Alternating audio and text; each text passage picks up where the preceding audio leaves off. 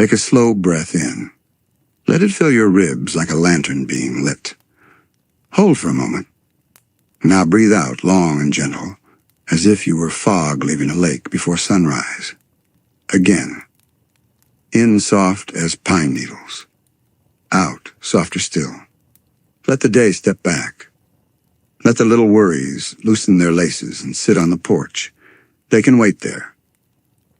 We are going into the trees. Tonight we walk toward a town that listens. You may have heard its name in daylight, bright and curious. At night the syllables hush themselves into something kinder. Gravity Falls. A place where the wind remembers faces and the floorboards recognize footsteps. Where a creek repeats secrets until they wear down to smooth stones. Where the moon and the street lamps trade shifts without ever waking you. Picture a narrow road shouldered by pines. Every needle seems to hold a star. Far ahead, a wooden sign rocks gently on its chain like it's humming along to the crickets. Behind the sign, roofs lean together the way friends do when they're laughing quietly. Behind the roofs, a ridge line rises and keeps rising, old as the stories you're about to hear. You don't need to solve anything here. You won't be tested. There are no timers, no alarms. Only the careful way the forest speaks and the equally careful way will answer. If you enjoy walks like this, slow and warm, with soft edges and good company, you can follow and subscribe so the next journey finds you when your eyes are heavy and your thoughts want a gentle path home. No rush, no pressure. Just the promise that somewhere out there, a sleep story is waiting with a spare blanket and a chair that rocks without squeaking. Let your shoulders fall away from your ears. Let your jaw unclench. Notice the place where your spine meets the bed or the chair. Let it sink. The night will carry its own weight. On the map in your mind, draw a small star in the upper left of a pine green square. Next to it, a pencil note. Ask nicely. Listen twice. Be kind. That's all the equipment we need. The pines lean in. Our lamp is steady. The road is ready to remember our footsteps. When you're comfortable, we'll begin, softly, slowly, with echoes that came before the town had a name. Before a roof, there is sky. Before a street, there is a path made by feet that trusted the ground. Before a town, there is a place that knows how to be a home long before people arrive. This valley knew how to keep things. It kept fog low, like a secret.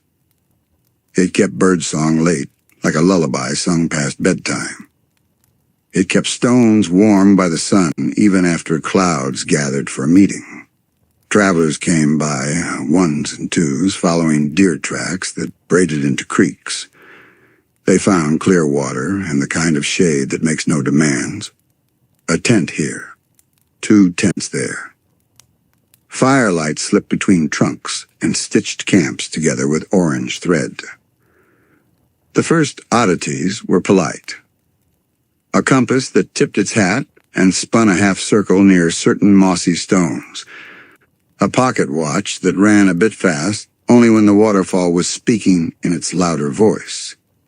A game of catch where the apple took a weirdly long time to fall, then apologized by tasting better than any apple has a right to taste.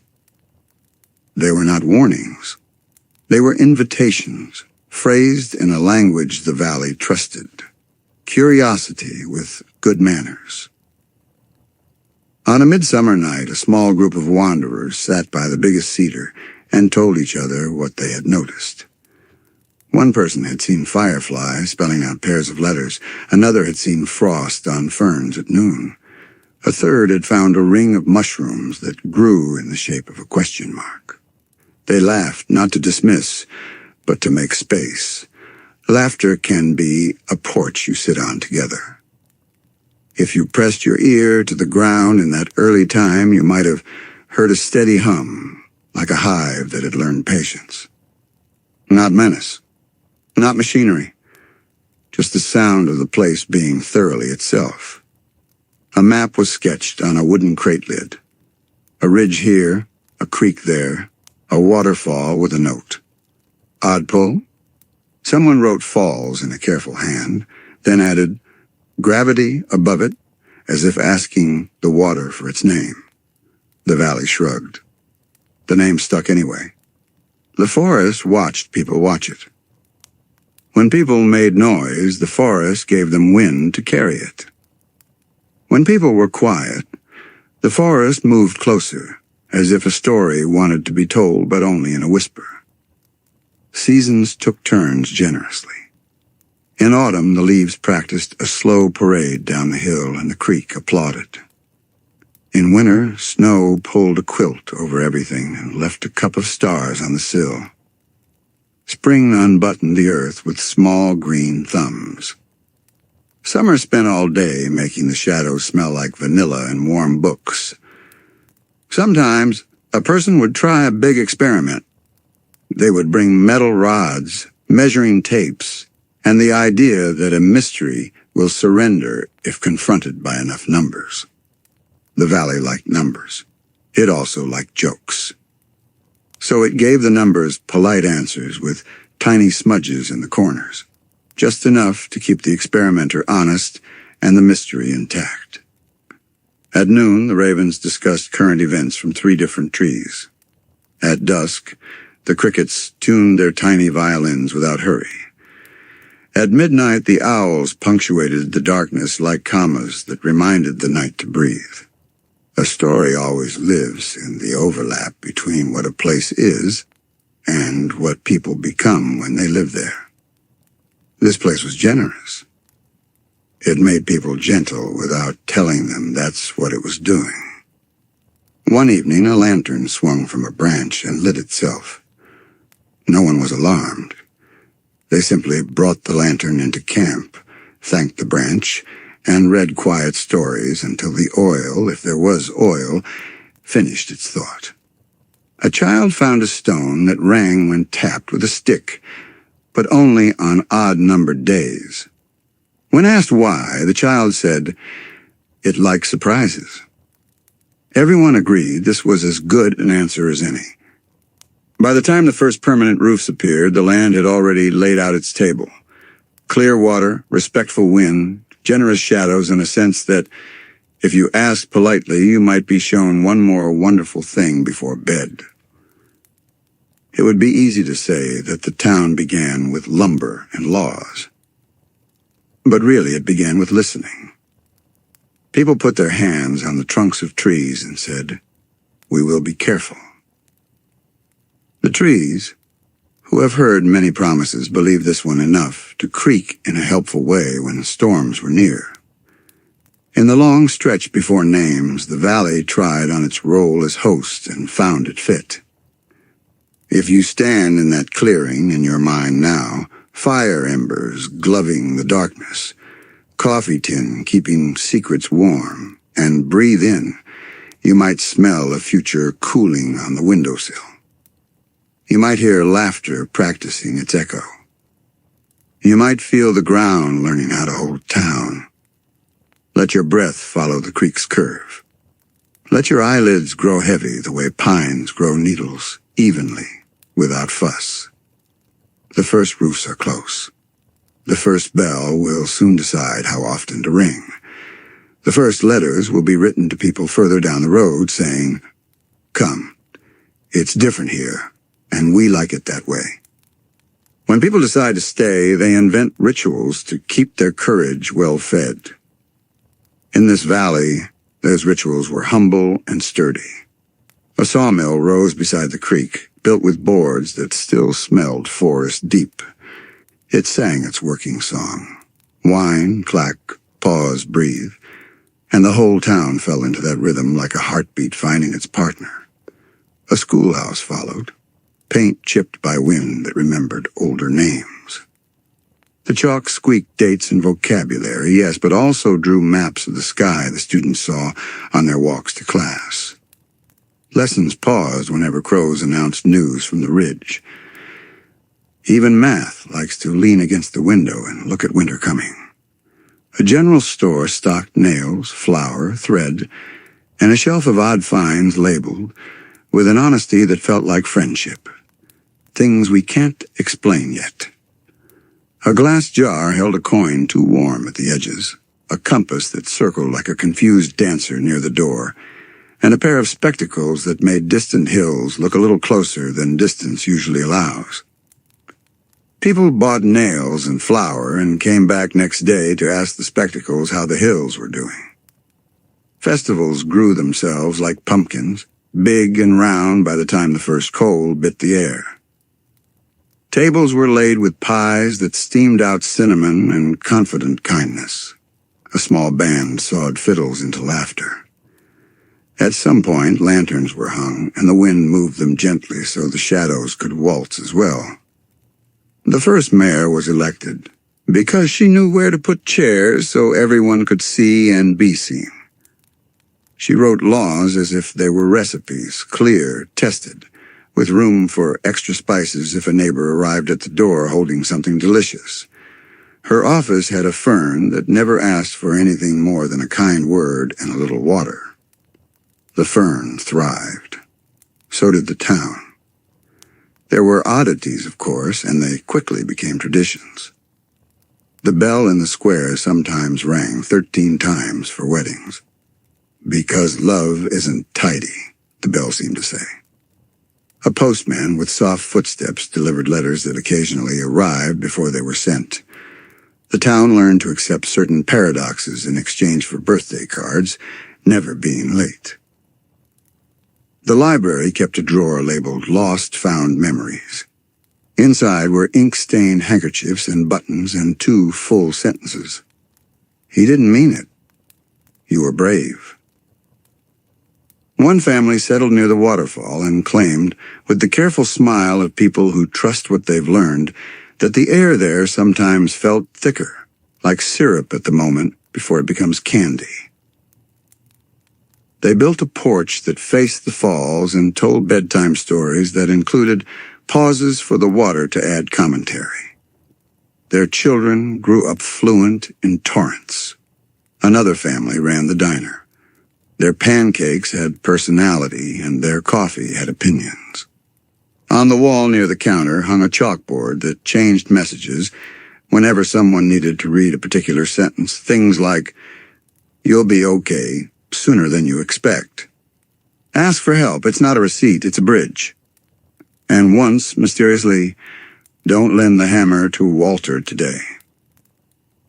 Walter arrived 2 minutes later and decided not to ask. A watchmaker opened a shop where time behaved itself except on Thursdays after rain. On those afternoons, clocks slowed to the pace of someone holding hands. Customers learned not to hurry when buying a gift for anniversaries or apologies. They all told stories of the ridge, about a deer with too many glances and exactly the right amount of grace. Seeing it meant you were forgiven for something you hadn't yet forgiven yourself for.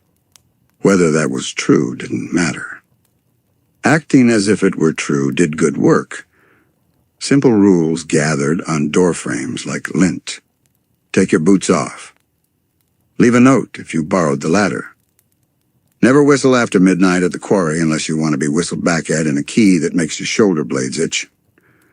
The town learned to set places for mysteries at the table without giving them the head chair. When the wind knocked, someone always answered. When questions arrived, they were poured tea and asked to speak quietly. For all its warmth, the valley did not protect anyone from grief. It did, however, hold grief gently. People made casseroles. They stacked chairs. They told certain stories again to carry time across the rough patch. The bell sometimes rang once, and everyone knew that was enough. On a shelf behind the counter at the general store, a little ledger began keeping a different kind of inventory. Not flour, not nails, moments. Old Mr. Teller laughed today. Ruth fixed the hinge herself. sky peeled open like a peach at 7:30. No one admitted to writing in it. No one needed to. By the time a pair of brothers from a distant beach set their compass for the valley, the town was a quilt with many hands in it. Some squares were bright, some squares were plain. All were stitched so well that storms could not pick at the seams. If you listen, you can still hear the founders, not their names or dates, but the way they set the table, the way they kept a hammer near the door, kept pie cooling for anyone who might need sweetness more than they needed answers, and kept a habit of leaving space beside their chairs for a traveler full of questions. Breathe in, the way the town did when something new appeared on the road. Breathe out, the way the town did when it decided that new things could be loved into belonging. The road from the coast is long. Somewhere on it, two boys will argue about directions and end up exactly where the map wanted them all along.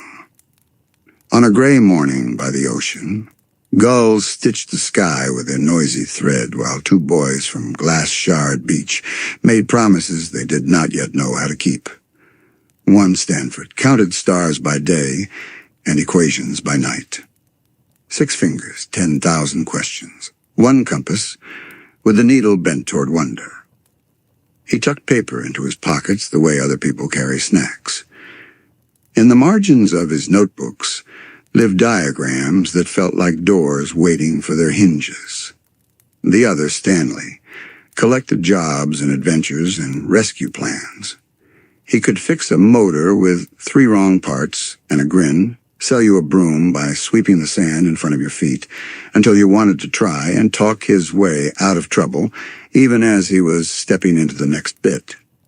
He called bad luck by its first name and told it to sit down and behave itself. They built things together. A boat that floated mostly forward.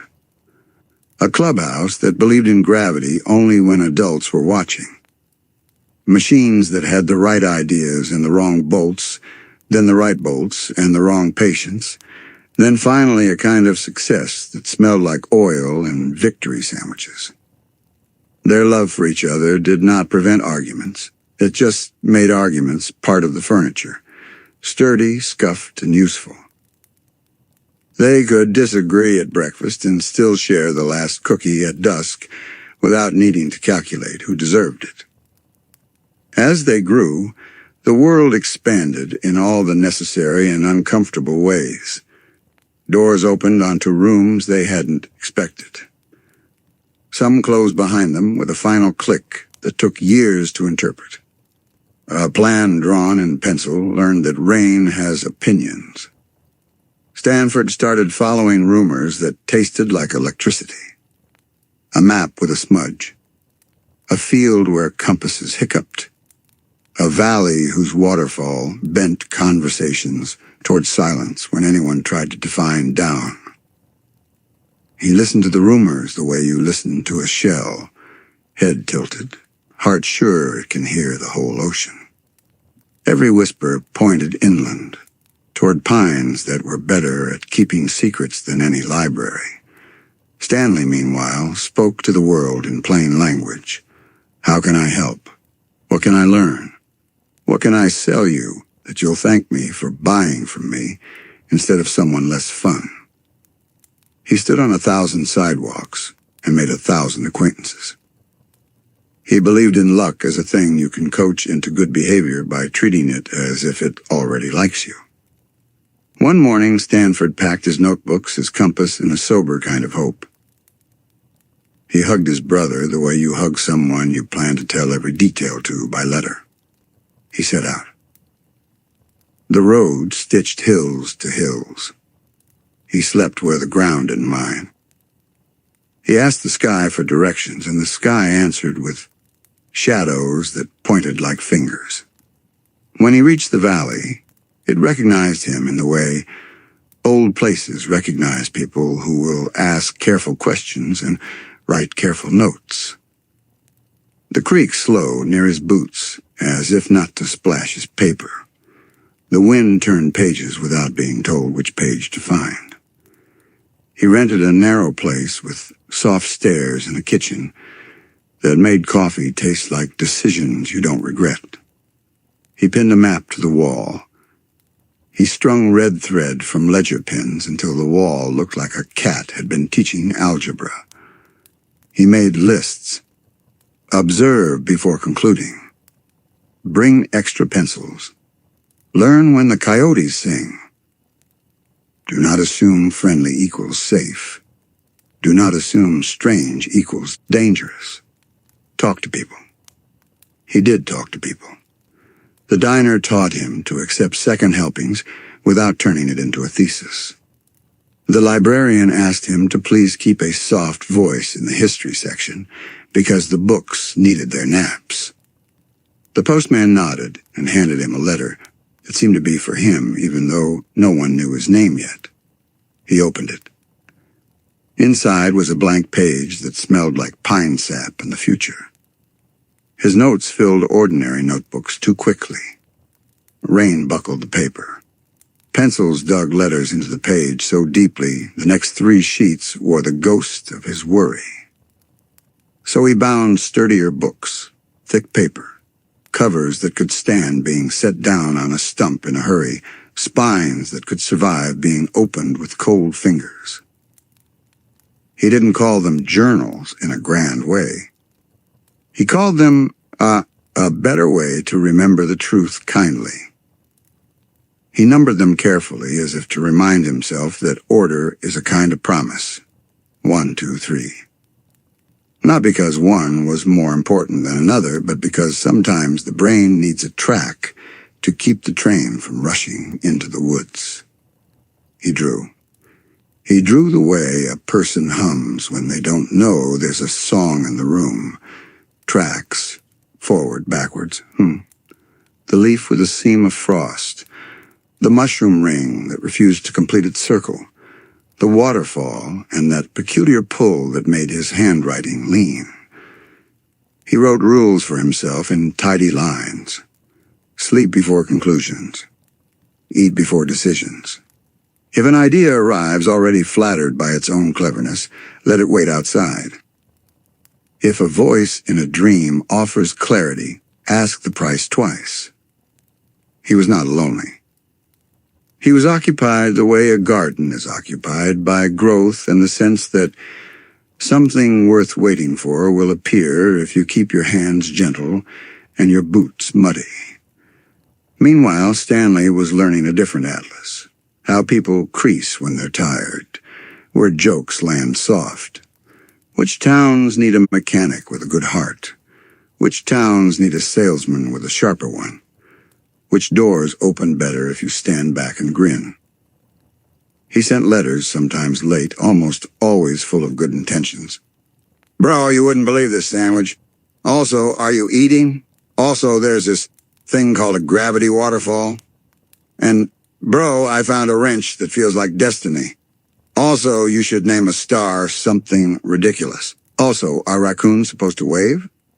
Destiny, or a very enthusiastic series of coincidences, curved the road under Stanley's feet until it began to smell like pine and sound like water. He arrived on a day when clouds were practicing their quiet act. The town looked at him and saw trouble that knew how to laugh. The town liked that very much. The brothers reunited the way storms clear, suddenly, and then with a freshness that made everything brighter. Arguments that had been collecting interest were paid down with coffee and repairs. They went to the diner. They took a booth. They remembered the same story differently and enjoyed the debate more than any resolution could have satisfied them. When you live in a generous valley, the work you're meant to do pulls quietly at your sleeve. Stanford followed his questions down to the basement of a building that pretended to be less interesting than it truly was. Chalk lines bloomed. The air learned the shape of diagrams. Lanterns leaned over catalogs of things that might be real. Stanley followed his talent for keeping the lights on. He added a louder welcome to a place with a quieter purpose. A A sign was painted. Jokes rehearsed themselves. A bell over a door learned to laugh in 4 different accents. A house became a shack. A shack became a stage and a shelter. Paying customers turned curiosity into groceries and equipment, and a roof that could hold its own in the wind. They were different kinds of brave. Stanford's bravery put a toe across lines a sane person keeps on maps. Stanley's bravery held the rope at the other end and said, "I got you. Come back when you're ready." Sometimes the rope went taut. Sometimes it relaxed. Sometimes it burned their hands and they kept holding anyway because that's what love does when it's old enough to know its own job.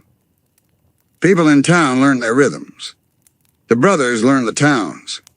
On certain evenings, the diner's neon flickered a little longer, as if staying up to keep watch over ideas.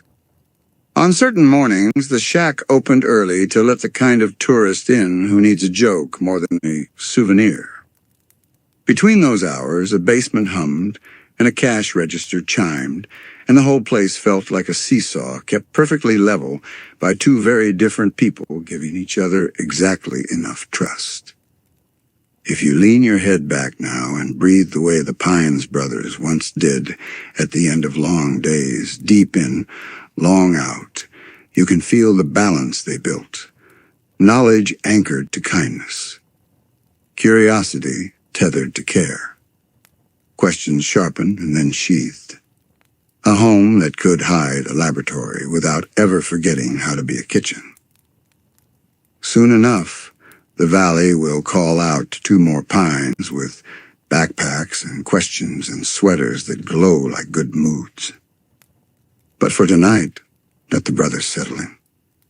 Let the journals cool on the work table. Let the bell over the door sleep with one ear open.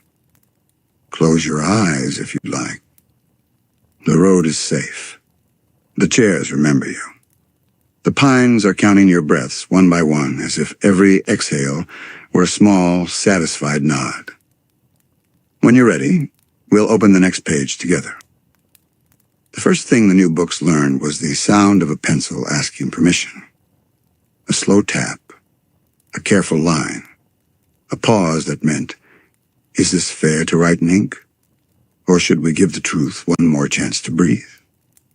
He built them with patience. Thick paper that did not wrinkle when fog came to sit on the windowsill.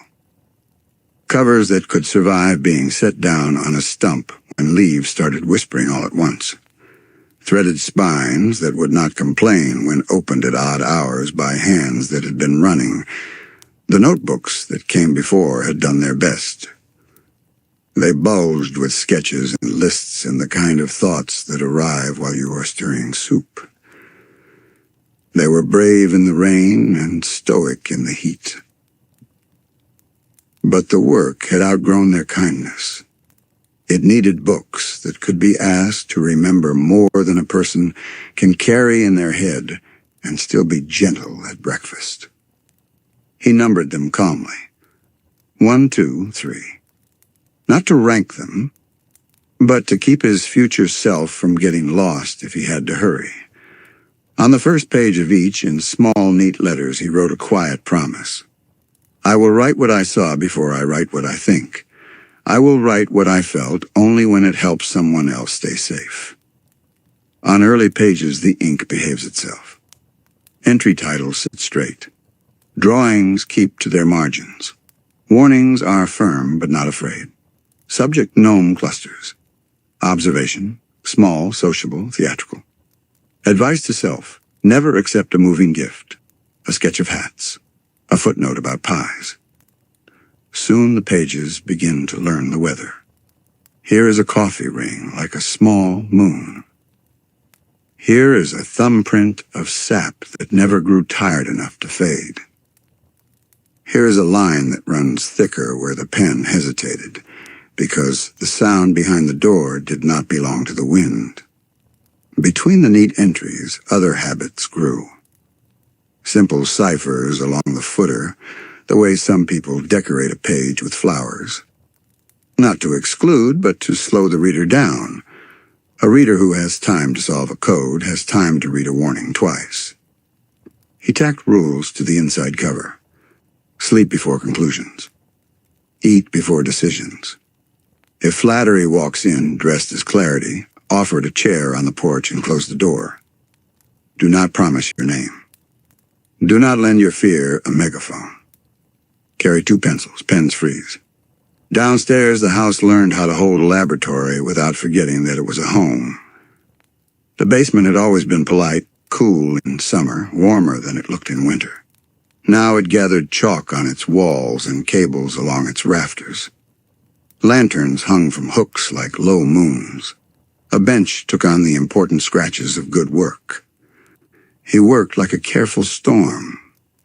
Measurements along the waterfall's edge.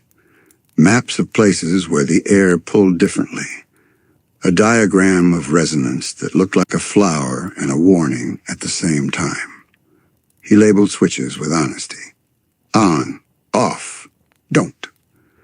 Someone had added a smiley face beside don't a long time ago. Good houses like to keep jokes where danger could grow bored. Above ground, the shack practiced its show. Below, the basement listened. You could feel the difference at midnight when the wind smoothed itself along the shingles and the whole building sighed. The upstairs was a grin that welcomed strangers. The downstairs was the quiet at the back of a library where a person writes down the truth, and the truth allows it. A new symbol entered the margins. A triangle with an eye. At first it was only a doodle to mark days when ideas arrived too quickly and in a voice that did not sound entirely like his own. The symbol multiplied. The ideas felt helpful, then necessary, then inevitable. He added a new rule. If a solution arrives already proud of itself, ask it to wait outside until morning. He catalogued harmless oddities with the same dignity he gave to dangerous ones. A stone that rang in a particular key when the creek had rained the night before. A beetle whose shell carried an unfamiliar constellation, bright if you look sideways. A patch of tall grass where footsteps returned a note lower than the one you expected. Then teeth. Then bargains. Then doors that said please in a voice you could not afford to compliment. Days built each other into seasons. The journals grew heavier. He repaired a spine. He pressed leaves between good pages. He tucked receipts for groceries beside equations, as if nutrition belonged in a lab notebook, because it does.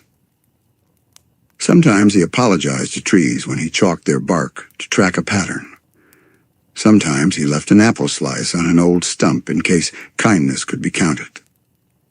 Sometimes he leaned his forehead against the cool basement wall and said, out loud but softly, "Help me be the right kind of brave." When the basement hummed, he wrote down the pitch. When the light flickered, he wrote down the timing. When his own heart went fast, he wrote down what caused it, and whether the fear was wisdom or habit.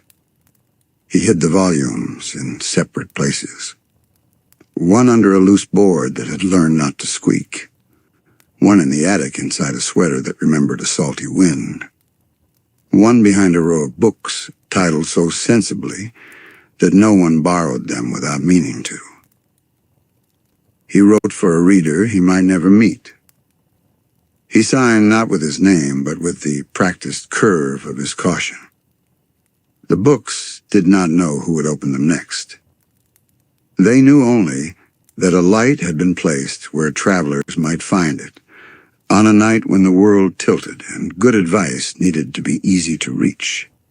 At last the basement drew circles within circles and built a machine that believed doors were neutral. A door is just a door, he told himself. Only what passes through matters. He refined the equations until they stood too straight to bend with the truth. He slept too little. He sharpened his pencils more often than his doubt. A town is the best kind of editor. The house creaked at the right moments. Friends arrived to remind him that breakfast is not optional when a person you love has not yet read your new rules. The creak cooled the air that had become too ambitious. He wrote a final margin note on a day that felt like a hinge. You can be clever and still be wrong. Be kind toward the version of you who learns this the hard way. Then he went upstairs and set the kettle on. The journals rested, light dim, pages aligned. They did what good tools do when night comes. They waited without impatience. By noon, the mystery shack is all grin. Hand-painted signs wave their arms and promise the unseeable. A wooden cutout invites you to put your face where a three-eyed lumberjack's ought to be. The bell above the door laughs even when no one comes in practicing. The first things a visitor notices are the jokes. A jackalope with a crooked label. A mermaid who, if you respect yourself, you will call a collaboration. A display case of oddities that look exactly fake enough to hide a few that are not. Children pull their adults by the sleeve. Adults pretend to be skeptics while playing along. Teenagers lean against railings and pretend to be bored while their eyes keep track of everything. Behind the counter, the register rings like a small band. The floorboards creak with long experience. A jar labeled Mysterious Ooze tells you not to eat it, and then, in smaller print, tells you to do as you please. Routine is the shack's second magic. A clipboard by the door lists chores in a handwriting that figures the world can be saved one swept step at a time. Mismatched mugs dry by the sink. A coffee pot refuses to be either full or empty for long. The calendar circles Saturday because Saturday means crowds, and crowds mean laughter that makes neon feel purposeful. Memory is the third ring. Door frames carry pencil marks at the height of growth spurts. A cubby behind the stairs smells like ink and cinnamon and old letters. A loose board has learned silence as a skill. Only then, under all these layers, does the hidden ring hum. The shack is a house, a stage, and a question. Downstairs, the chalk remembers the day it mattered most. The air keeps a resonance like a bell that stopped ringing but enjoyed the echo. At closing, the room changes temperature by a handful of degrees. Someone sweeps sawdust from the steps. Someone flips the sign to closed with the satisfaction of a promise kept. The lights go out one by one as if each bulb has learned to accept a bedtime story. A night walk around the building reveals preferences. The weather vane turns even in still air as if answering a question no one asked out loud. The back porch hides a small cache. A screwdriver, a pencil, a folded map with a coffee stain where north would prefer to be. Most of the artifacts are jokes that know their job. A few are jokes that learn to tell themselves. A compass that points down as if floors are a kind of direction. A shard of glass that reflects a few seconds into the future if morning arrives at the correct angle. A coin from no mint of this world.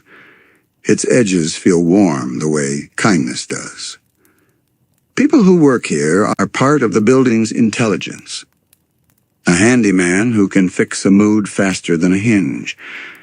A teenager who can measure danger without needing to take her hands out of her pockets. A pair of twins who, for a while, turned every shelf and staircase into a recipe for courage. The shack shelters grief without making it a tourist attraction. It keeps a first aid kit where hands can find it even in the dark. It remembers which fuse to replace without thinking too hard. It knows that safety is not the same as the absence of strangeness. Safety is strangeness supervised by love and a well-stocked drawer of batteries. After midnight, the neon outside paints the room with soft color. The refrigerator hums its low song. The glass cases reflect one another, and dust motes practice being stars. The building relaxes into itself, an animal comfortable in its fur. The paradox is tidy. Above, spectacle. Below, study. At the threshold, hospitality that does not forget to set boundaries where laughter ends. Every now and then the shack hides something in plain sight, so that it can be found exactly when it should be.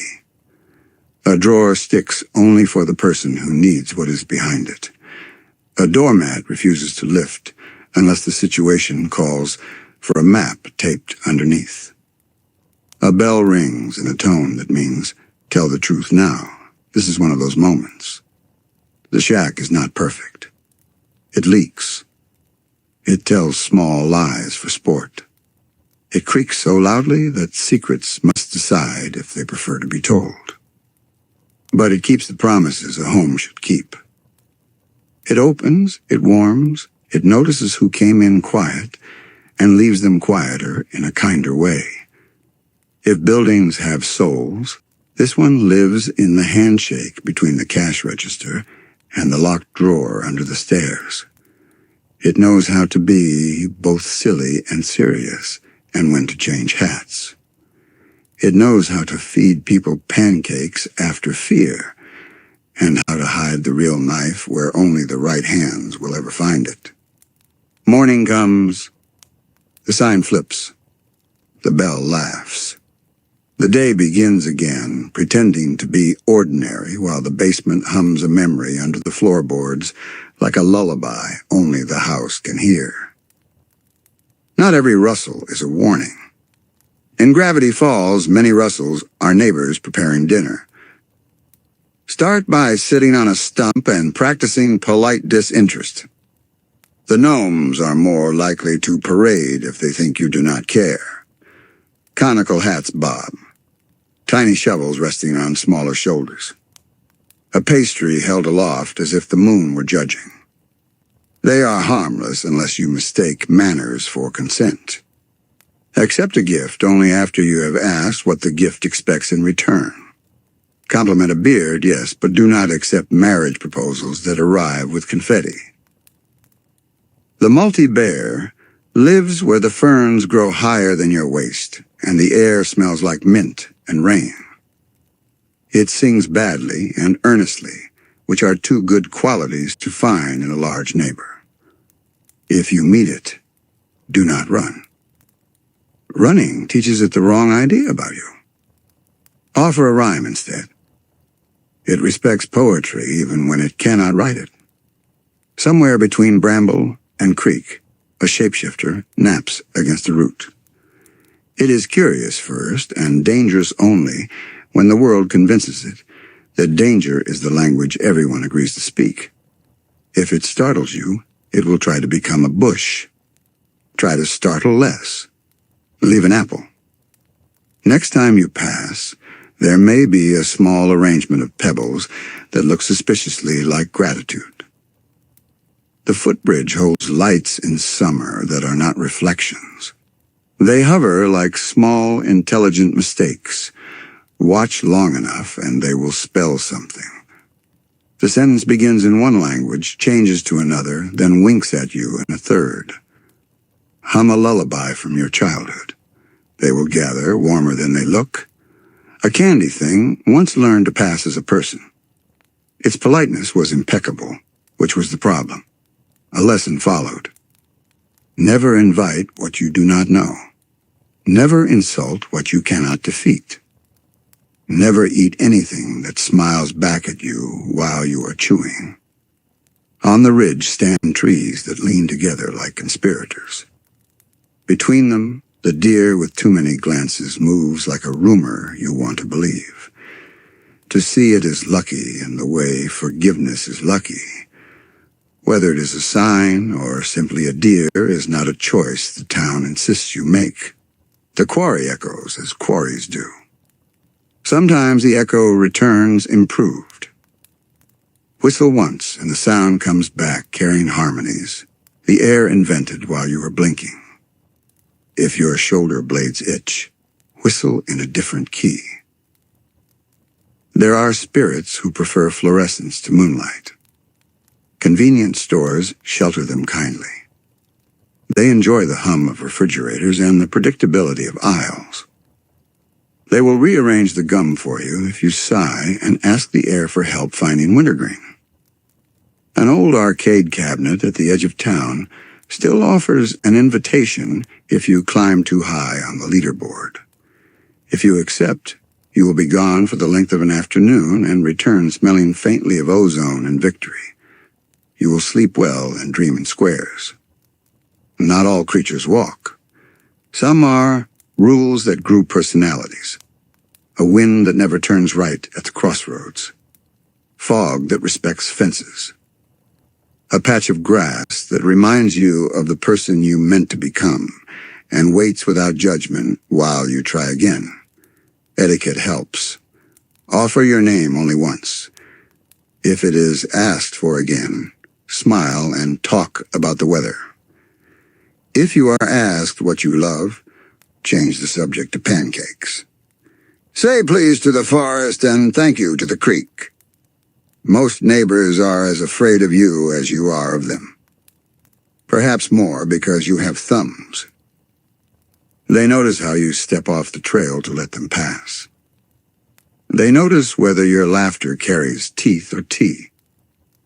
Learn the difference between being watched and being witnessed. Watched feels like weight. Witnessed feels like light. Only one of those should make you nervous. At dawn, when fog returns the river to itself, you might see a figure on the far bank that looks like a version of you from a kind dream. Wave.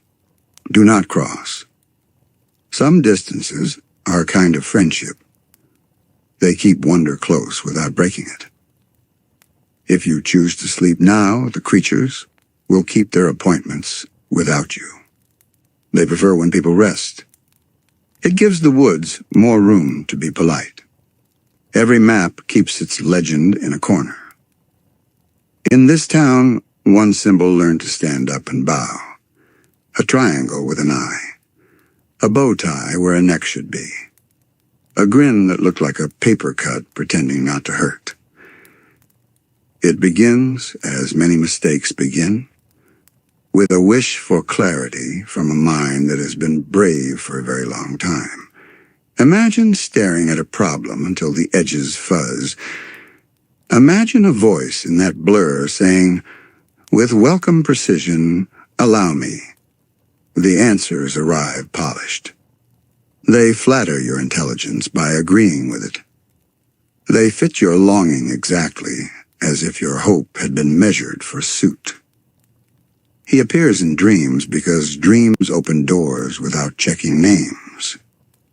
He prefers to be invited because invitation tastes better on the tongue of a rule. He bargains. The terms are always fair the way mirrors are fair. They reflect what you bring without telling you whether you can live with the face that looks back. What does he want? Wants are slippery at that scale. To set fire to boundaries and applaud the sparks.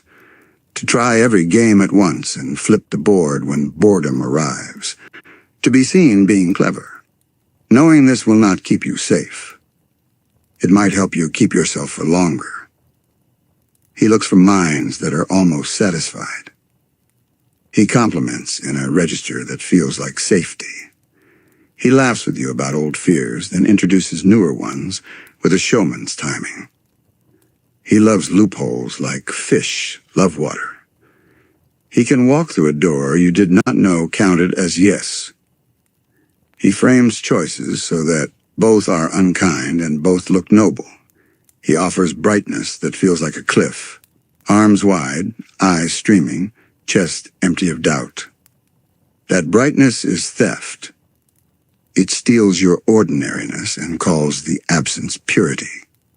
Ordinariness is where kindness keeps its shoes. His weakness is tidy. He requires an audience. He needs a spotlight.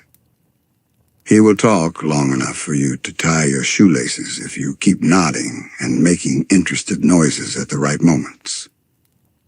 The town learned to let him monologue, and then trip him gently with his own pride.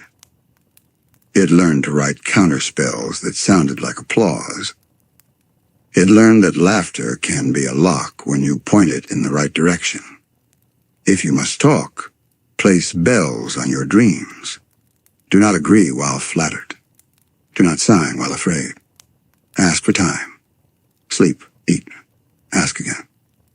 Not every triangle is him. Some are warnings drawn by people who loved you in advance. Some are reminders that curiosity deserves a chaperone. Some are just doodles, bored into margins during long meetings with fate. If one appears when your eyes begin to drift, nod and walk on. You do not owe arguments to symbols. Let them practice their jokes on the sky. Choose sleep that does not laugh back. The bus sighed, and 2 children stepped down with backpacks that bounced like punctuation. Dipper carried questions already sorted by urgency. Mabel carried joy that did not ask permission, and sweaters that did not apologize for color. The shack saw them and fixed its welcome mat. The bell learned a new laugh. Summer has a particular sound at 12. Screen doors discussing things with their frames. Ice breathing in glasses. The long, elastic quiet between dinner and dark when anything is possible and everything is gentle enough to try. They learned the town at that tempo. Which trails were paths and which were invitations. Which signs were jokes and which were jokes that meant it. Which creak on the stairs announced a friend and which reminded you to carry a flashlight. Dipper found the first journal beneath a board that lifted as if relieved to be helpful. A hand embossed on the cover. A number that felt like a secret knocking kindly. He turned a page and the world shifted half a degree toward purpose. The book did not answer questions. It asked better ones. Mabel made friends with a pig the way people want to make friends with the whole world if the world wore a flower crown. She flung glitter at problems. Not to hide them, but to reveal where they were soft. Monsters, like people, hesitate in the presence of unembarrassed joy. Suze fixed the broken parts of things in afternoons. Wendy leaned on railings and made caution look like a superpower. A town of odd neighbors offered its best advice in baked goods and maps that were almost right. Every day built a ladder of small rungs. A puzzle in the gift shop signage. A creature who negotiated better after a snack. A room that had not been a room last week but was perfectly reasonable about it today. A crush big enough to tilt the horizon and kind enough to return it. The twins argued. Of course they did. Siblings practice the art of friction until it shines. Dipper's caution pulled. Mabel's leap tugged back. Some days they fell into the creek. Some days they made it to the far bank.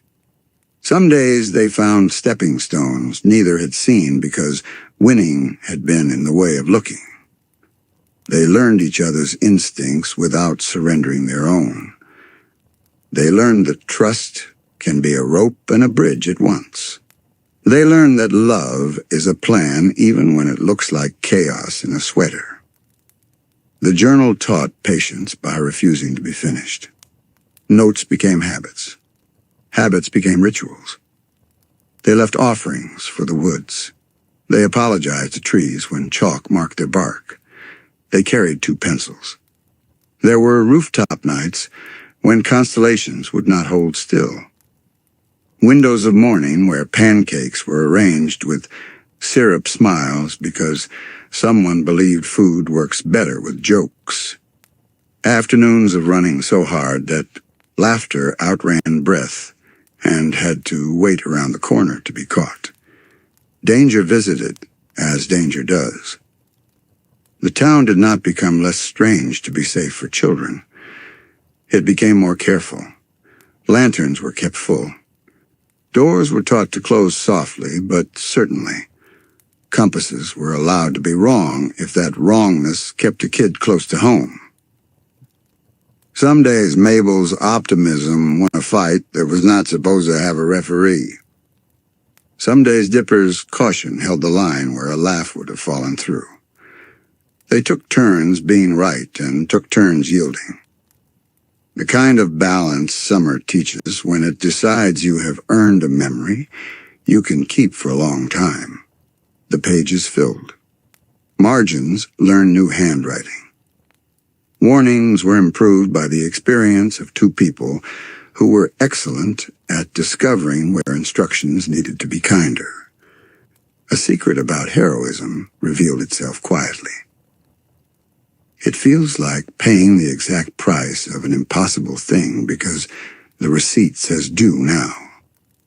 It rarely feels like a trumpet. It usually feels like holding a hand and remembering to breathe together. The house held their voices in its wood. Even later, when seasons turned and buses sighed again in the opposite direction, the rafters kept a recording. If you stand in the gift shop after closing and listen with your eyes half shut, a joke returns like a well-trained boomerang. A promise replays in soft grain. A laugh lifts dust as if turning it into stars. The summer made two kids taller by exactly the amount you grow when you learn your adults are simply people and love them more for it. It also left them exactly who they had always been. That is the miracle of a good season. It changes you in the right places and leaves your name legible to those who knew you before. If your eyelids are heavy now, let them be. The shack will tidy itself. The journals will stack their spines and rest. The woods will keep their appointments with the moon. Tomorrow will be patient. You have time. Breathe in. The pines count with you. Breathe out. The road hums an answer. When you wake, the bell will be ready to laugh, and somewhere under a floorboard, a book will be exactly where a curious hand will find it. Gravity Falls hides its kindness in puzzles, not to keep you out, to invite you to slow down. A town that has learned to be interesting for a very long time discovers that attention is the most generous gift a visitor can bring. So it tucks messages where attention naturally lingers in fence pickets that alternate light and dark like a heartbeat. In the shadow, a billboard throws at noon. Inside the way, the diner lights flicker when the pie is new. Start with a simple ciphers. A equal sign one feels like training wheels for the eyes. At the bottom of the shack's travel posters, small numbers lean against commas, shy and hopeful. If you add them up, they point you to a jar on the third shelf that rattles when you laugh near it. Inside the jar, a folded receipt that says in tidy ink, "You are exactly where you should be, but you can sit if you like." Other codes behave like polite wind. A weather vane that shouldn't turn does, but only on equinox evenings. Follow its nose and you'll find 3 small comforts arranged by hands you may never meet.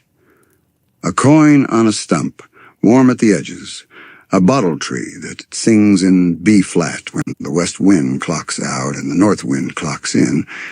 A flat stone that sounds like a bell if you tap it with a stick. You did not break yourself.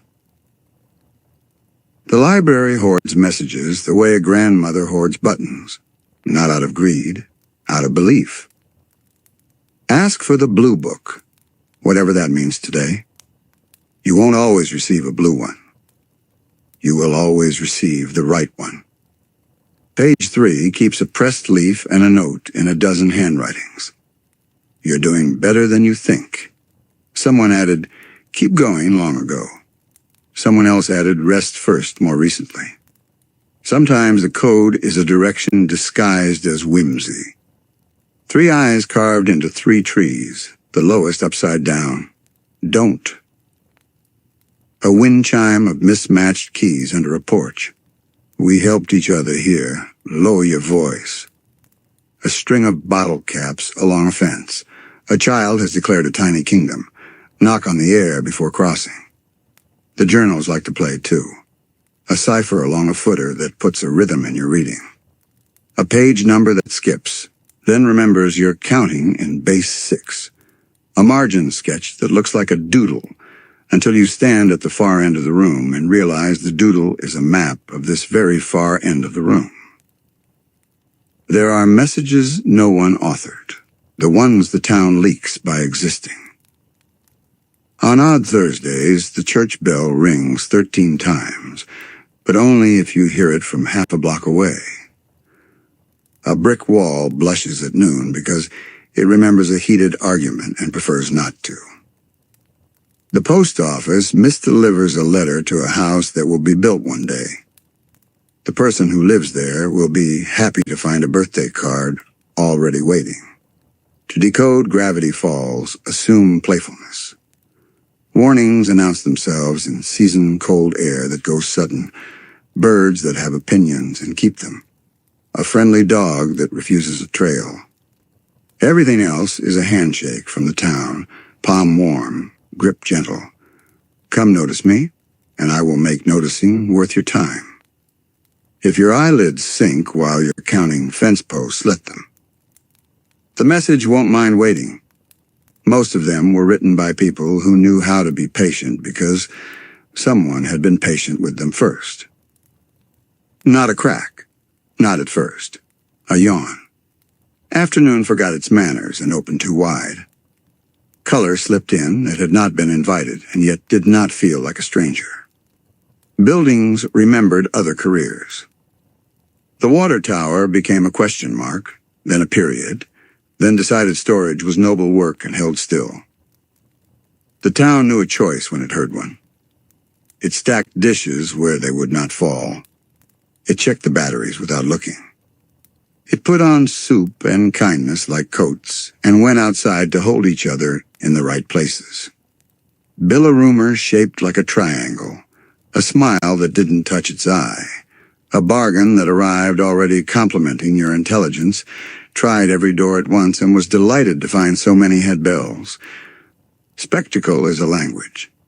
He spoke it fluently. The asphalt unfastened its seriousness and stretched into suggestions. Neon walked off for a cigarette and came back spelling words it had been too shy to try before. Shadows experimented with hobbies.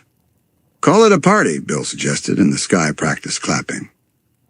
The journals changed jobs. Maps became pencils. Margins made room for handwriting that had never expected to write on margins. Warnings uncurled from ciphers and spoke plainly when plain speech could keep a pulse regular.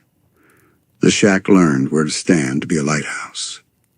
Sue's patched holes you couldn't see, with jokes you could... Wendy's calm turned into a tool other people could hold without noticing they were holding it. Ford emptied his pockets of regret and filled them with instructions. Stan counted fuses, then friends, then costs. The twins looked at each other and remembered the rule they made before they knew they had made it. Don't split up unless splitting up helps someone else stay together. Sometimes it did.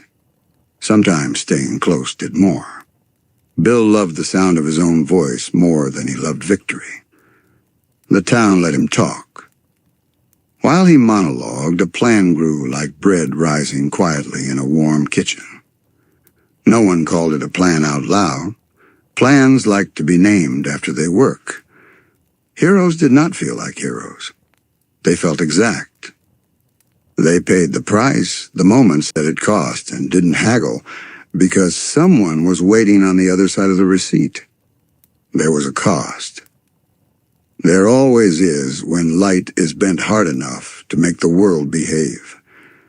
But love tallied it with steadier hands than ambition ever brings to a ledger. And then as fast as waking from a nap that lasted too long and exactly long enough, the sky remembered its lines. The water tower switched back from punctuation to container. Neon curled onto its sign and slept with one eye open. Asphalt signed the guest book and stayed. What do you do after the almost end of the world? You sweep. You inventory. You apologize and allow apologies to become promises. You line up the flashlights, nose to tail. You feed the people who stared at the wrong kind of light and eat pancakes to convince their hands to stop shaking. You sleep because your body insists on being a body even when your mind wants to be a monument. We call it Weirdmageddon because jokes are easier to pack away than grief. We tell it often because stories are the stitches that keep a place from fraying. If the memory arrives when you are almost asleep, if the bell rings 13 times in your thoughts, it's all right to roll to the cooler side of your pillow and say to the ceiling, "We chose each other." The ceiling will agree. It remembers. Morning after a miracle tastes like burnt toast and relief. Windows discover that they still know how to be windows. Doors remember hinges. Rhythms return the way a favorite mug finds your hand in the cupboard.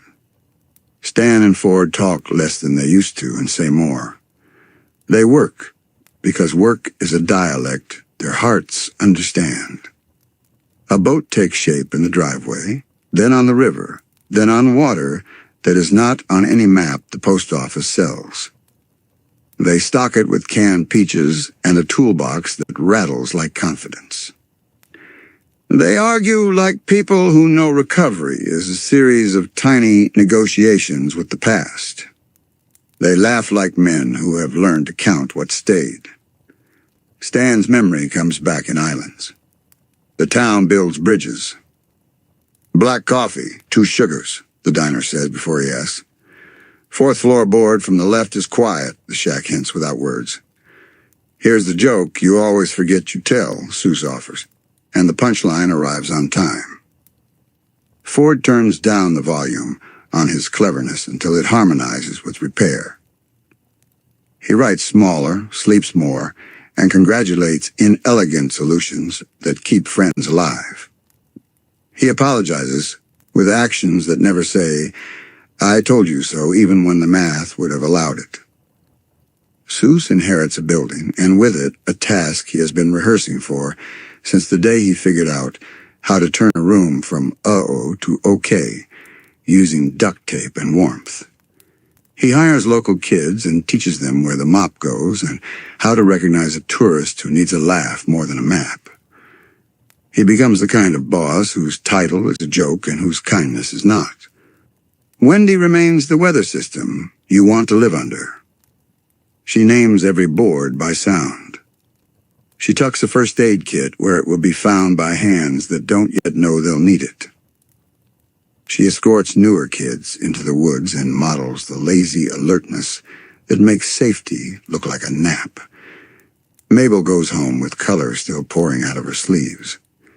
She sends letters that smell faintly of glue and good ideas. She keeps making friends out of animals, strangers, and inanimate objects that other people would leave lonely. Her mail arrives padded with stickers and the sentence, "This reminded me of the part of you that wins." Dipper goes home with a journal in his head, if not in his backpack. He doesn't stop asking questions. He collects wrong answers gently. He learns that patience is not the opposite of curiosity. It's the partner who drives while curiosity critiques road signs. The town learns itself. Neighbors who never traded more than nods discover they have a punchline in common. A casserole travels down a block with more ease than gossip. The library receives a donation of adventure novels that are actually field manuals for forgiveness.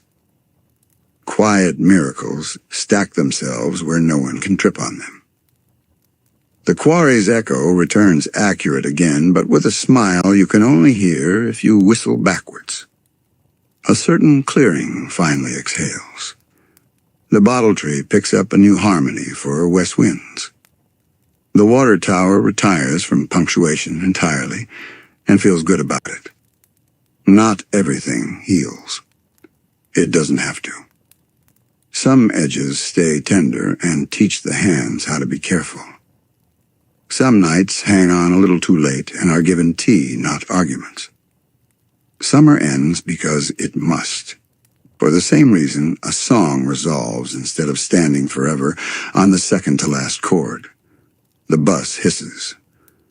Backpacks make more sound than they did when they arrived. Two kids turn once, twice, 5 times, and then go. Goodbyes are short, not because the love is small, but because long ones make the day cry, and the day has had enough. Life continues. The shack opens. The bell laughs. The basement keeps its secret hum like a cat purring in another room. If you feel your breath lengthen at this thought, that's the town, very far away and very near, reminding your lungs that routine is one of the softest spells we know. Some questions learn how to sleep. They're still questions. They're just polite about it. There's a door in the old mill painted the color of bread crust. Every key turns. None open. Each autumn, a slice of pie appears on a plate beside it. By morning, the plate is clean. No crumbs. No note. An entire town agrees to feel satisfied by the sound of a lock declining to explain itself. Up on the ridge, the deer with too many glances arranges itself between 2 leaning pines, as if posing for a portrait that only the forest knows how to paint. It seems fond of those who have recently forgiven someone, themselves included. Is it magic? Is it merely a deer? Both are generous answers. A stone near the falls warms if you set a book upon it and read aloud a sentence about something you're done being ashamed of. It holds the heat for the length of 1 page read slowly. No one has timed fast readers. No one will. The stone belongs to the town's collection of untested mercies. A bottle once drifted into the creek with a letter no language in the library could translate. The librarian placed it on a high shelf between atlases of islands that appear only when you are too tired to sail. It goes missing sometimes and comes back smelling like rain. It didn't meet here. When children ask what the letter says, the librarian answers, "It says someone wanted us to have a mystery." Children, experts at ambiguity, nod as if they had written it themselves. The sky may still have a seam you can't see unless you stare a little to the left of where you want to look, while thinking about nothing in particular. Or it may not. Both camps bring casseroles when the other camp gets sick. This is the point of mystery that intends to be a neighbor rather than a tyrant. It keeps people polite. The journals persist in exactly the way useful tools persist somewhere obvious, somewhere annoying, somewhere you would never think to look until the moment arrives when, of course, you thought to look there. One certainly exists in a place hands can find when adrenaline refuses to. Another's almost definitely wrapped in a sweater in an attic that smells like salt. The third is either gone on purpose guarding something patient, or currently employed as a booster seat at a table where big conversations wait until dessert. Fan theories, yes, even here, work like dandelions, cheerful, inevitable, and surprisingly good at holding soil together. Was the water tower apologizing in code one spring? Does the shack have a tunnel to the library, or do maps simply dream of being true in dramatic ways? Did Wendy arm wrestle a thing with more elbows than etiquette? Suze has a cousin who has a friend. The stories matter as metaphors even when facts decline to attend. In the library basement, On the chalkable wall where messages are allowed if they behave, a sentence is written and rewritten by whoever most needs the handwriting practice that week. We do not borrow trouble. We keep our tools sharp. Someone always erases it. Someone always writes it again. A ritual is just a tool you sharpen by using. Unanswered mysteries are not failures here. They are gardens left unpaved. We weed around them. We water them with spare time. We sit beside them and allow them to be bigger than our tidy explanations without demanding rent. If a day arrives when one of them must be answered, the hammer will be where we left it. Until then we live. That is not ignorance. That is strategy. Night has settled the way a blanket does when it knows the shape of the bed. The pines are whispering inventory owls, accounted for. Crickets, tuned and ready. Stars, mostly present. A few excused with good reasons. The creek hums a low song it learned back when stones were still deciding where to be useful. The shack is asleep with one ear open. The basement keeps its purr like a cat that will visit if you stay very still and think about nothing important. If you're far away, city window, quiet room, phone face down, or a couch that remembers every nap you ever promised it, Gravity Falls, can still find you the way certain songs find you in checkout lines. Picture the sign that squeaks because it likes to talk when the wind is polite. The door that opens with a friendly groan. The bell that laughs in 4 accents and then whispers inside voice to itself. Somewhere, 3 journals rest in the exact places where hands will need them if hands ever need them again. Somewhere, a deer pretends not to be magic and does a very good job of pretending. Somewhere, a seam in the sky either is or isn't, and everyone sleeps fine either way. You do not have to solve anything now.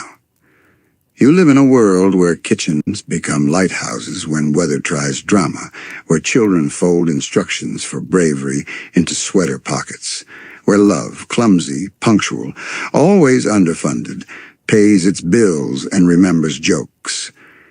If you come back, the town will not act surprised. That is not how true places behave. It will squeak and swing and ring in exactly the right order. The porch light will be a small moon with your name on it. Someone will have left a note on the table that reads, "Soup on the stove. Take the good bowl. Breathe in. Let your ribs light like windows in a house that is glad you're home. Breathe out. Let the day shelve itself by spine color and title. There. The books will be there in the morning. Close your eyes if they have not already done the sensible thing on their own. Let the forest keep watch. Let the town listen. Let the sky take attendance and then turn off the lamp. You're safe. You're expected. You're exactly on time for sleep."